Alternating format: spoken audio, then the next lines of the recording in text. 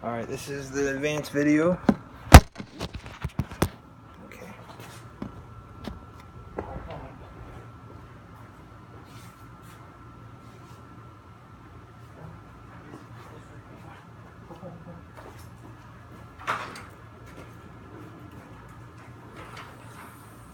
Alright, this is the advanced video. So, if I was going to show you the main thing in the dog fight is basically not getting bit. So if you are in a situation like where he got a hold of you, or he's getting like really good, trying to think of the word for it, but like really, he's coming up on you really fast. So like he's coming up really fast. He's got you pinned to the ground. He's like, you know, has a leg or an arm. You know, best thing to do is start to grapple with him. So essentially, what you want to do is you want to get a position kind of like this. This is one like a base position, kind of like a jiu-jitsu, right? Like you know, the guy can't turn around and you have his back. You can choke him from here. You can go straight to an arm bar over top like this. You know, top on. See how he's gonna come down because of the weight. You can have a position where your back on his leg like this, but you can turn around. In this situation right here, he'll turn around on you, try to get your arm. So what you want to do is come underneath here and hold him. So if you try to come around this way, right? Kind of roll this way with him, and now you're kind of screwed too. But not unless, I mean, that's only if you don't keep a hold of this right here. Right here is your bread and butter, because like you can just hold it like this, and you essentially won the fight without any conflict, and wait for somebody else to come and help you, if that's applicable.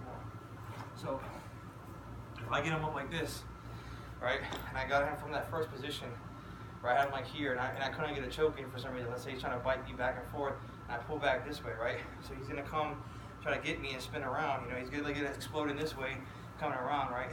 What you want to do is maintain his back like this. So a good position to go hold right here. Trying to get call it a bicep hold. Oh yeah, that worked. And then you do something like this where you hold him here, so he'll be fighting back and forth. And now you have leverage on here. What people don't know is, unless it's like a greyhound, because greyhounds are really flexible. If you rise up like this is actually kind of like a hold, because you're like hurting his intestines right now. If you really squeeze up into it and get a good, like, you know, that's gonna hurt him. See how you kind of like locked up? That's not comfortable, right? So you get him like this, right? He can come either, a good, it depends on what you want to do. If you want to harm the dog because he's like, you know, it's too hard to deal with, whatever, you snap one side down and you really get him on his back, and then that's when you can start wailing on him, because then he doesn't have much to drive off of with his feet. Or you want to just kind of subdue him. He's like this, you snap both legs and cripple him like this. Usually if you can get both arms and cripple down like this, then he's on here and he's going to try to fight you still, but you can roll like this and roll his whole body into it and he'll flatten out that way. Or usually, you know, another thing too is that he'll just sit and he'll basically be crushed with his spine. So if he's up here, you come down into it, you see how he's crushed? And then he's feeling uncomfortable right now, and you can push everything into like this. Basically, you can basically have it like this, and he can't bite you, he can't do nothing, he's crushed. You know, use your force. You can basically just drive into it. He said he wants to get out of there, and that's when, you know, it's all right. He's being a baby because I hit him too hard earlier, but he got an ear infection. Little crybaby dog.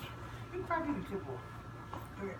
Oh. Come here. All right, so that's another thing. So a really good one is,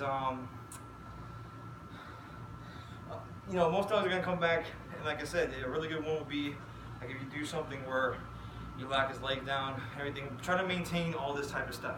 If you're in a fight and it's like a scramble and you don't know what to do, you're not grabbing the right things, you know, he's trying to bite you and you're scared or something like that, you got to push through it and get basically to what I told you, or at the very least, snap down arms and legs, because if he's wiggling around and he's trying to bite you, and you don't have control of these, he can just get out like this, and you know, he'll turn around on you real quick. And by the time you know it, he's underneath your neck and killing you.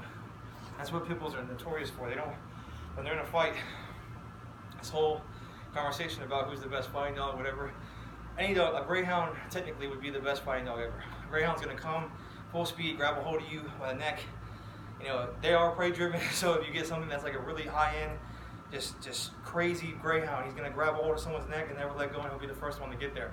You know, so like any Chihuahua can even puncture an artery. You get a pit bull, pit bulls are notorious for going underneath the legs, like I said, going underneath some greyhound's legs or something like that, or some Great Dane's legs, or a German Shepherd, whatever, just crawl underneath there and spin around, and then it's like jiu-jitsu, he's going to get on your neck right from underneath. And that's why they win the most fights. But realistically, you get a big dog's going to grab one of these things and shake it around like a rag doll if it can.